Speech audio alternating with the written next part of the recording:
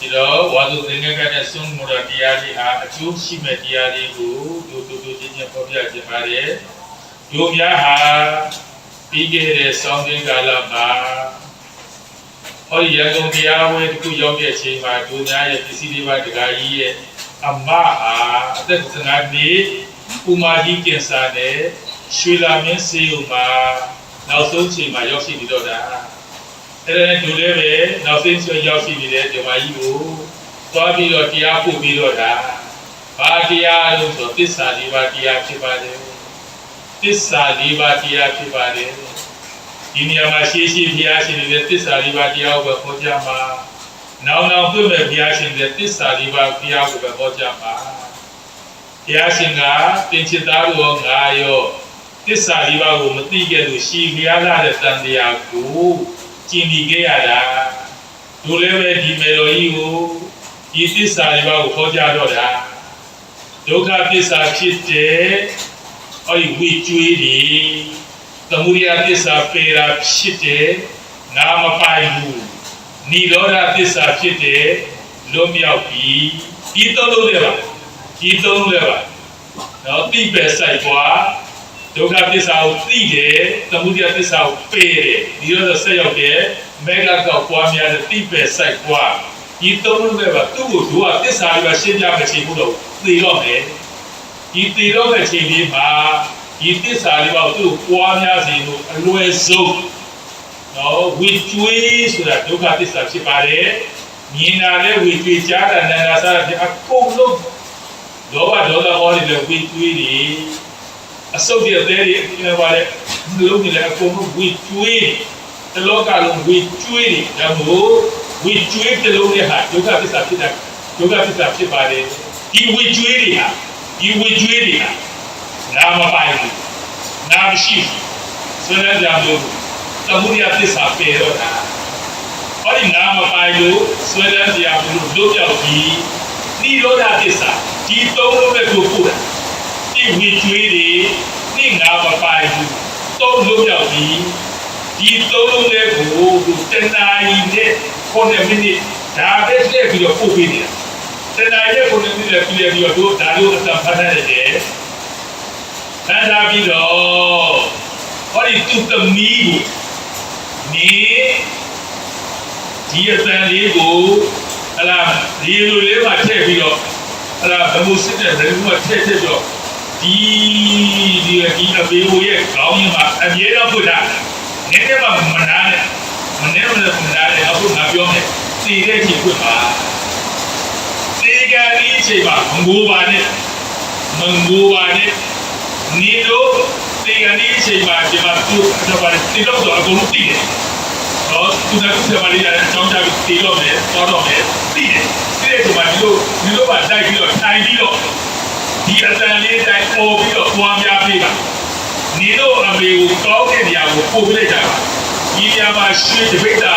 ကြီးသိသိပြီးလည်းနေလို့မရပါဘူး။ရတာကဟောဒီသစ္စာလေးပါကိုရမှာဖြစ်တယ်။အဲ့တော့ဒီကနေ့အချိန်မှာလေမငိုနဲ့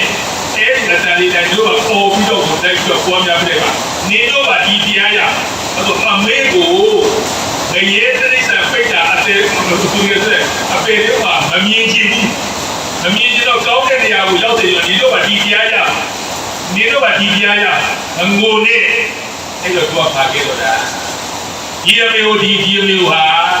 တို့နေပြီးတော့တရားဝဲရောက်တော့သူသေတော့တာဒုမနကြီးရှင်းလာရတဲ့9 နာရီတရားဝဲကျင်းပတဲ့အချိန်မှာပဲအဲ့ဒီဘုရားမှာသူတည်တော့တာတည်တော့9 နာရီတရားလည်းကိုတော့ဒီလိုမှဒီတရားဝဲတဲ့ဒီကမိုင်းပြောက်ကလာလျှောက်တော့သူရှိဖို့တဲ့နတ်သမီးပြောက်ကသူ့တော်မှာချစ်လေးကိုပေါ်တာကိုရောကိုကတောက်ပါကတင်းလေးနဲ့ဘာပြောသွားလဲဆိုတော့ဆရာတော်ကိုကျေးဇူးတင်ပါတယ်သူဒီသစ္စာလေးပါးကိုပွားများသွားတဲ့အတွက်ကြောင့်သူတောင်းရင်းသားကိုပွားတဲ့ဆိုတဲ့ကြောင့်ဒါပြီးတော့ message တာပို့လာဖြစ်ပါလေဒီဘက်ကခြေလို့သုံးချက်ပြောတယ်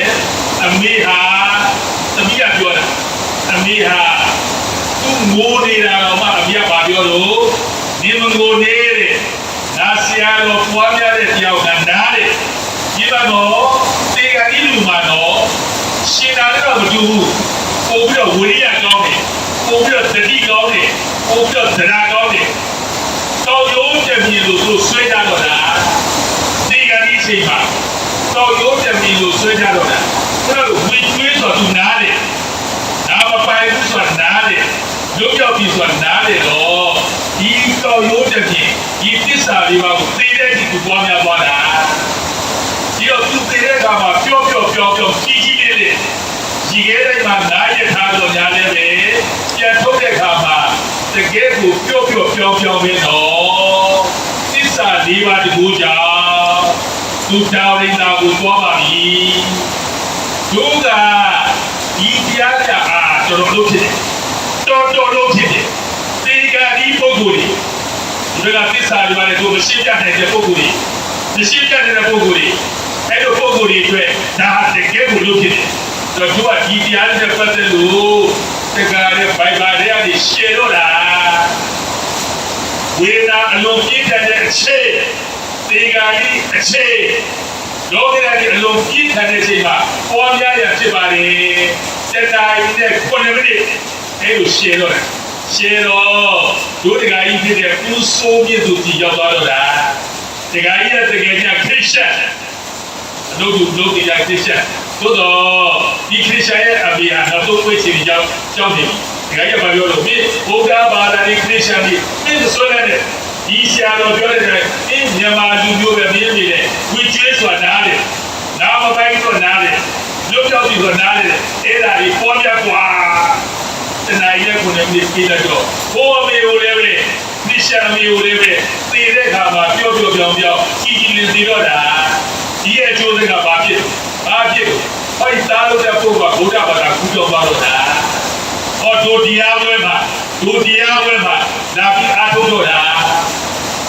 သစ္စာလေးပါးကိုအဆိုပါလေလေးပဲလေးကိုသစ္စာလေးကိုသိကိုချုပ်သွားတော့တာ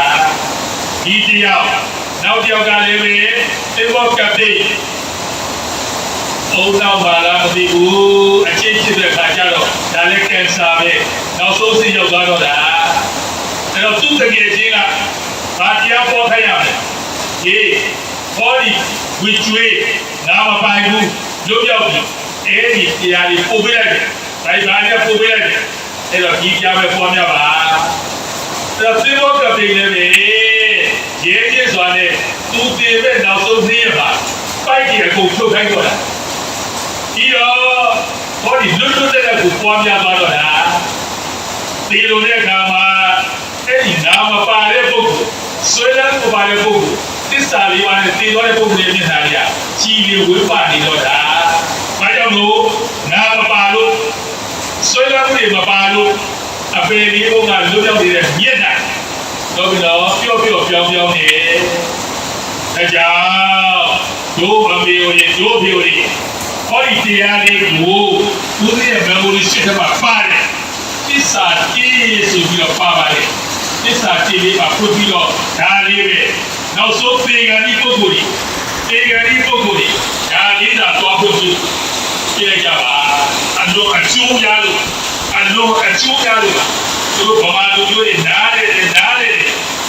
တယ်စကလုံးကြီးဟာသူ့ကိုအပေလေးကဆွတ်ထုတ်သွားတော့တာအရိယာကိုပြည့်စည်တော့တာဟုတ်ပြီနော်ဒုက္ခသစ္စာပြည့်တဲ့ဝိကျွေးနေ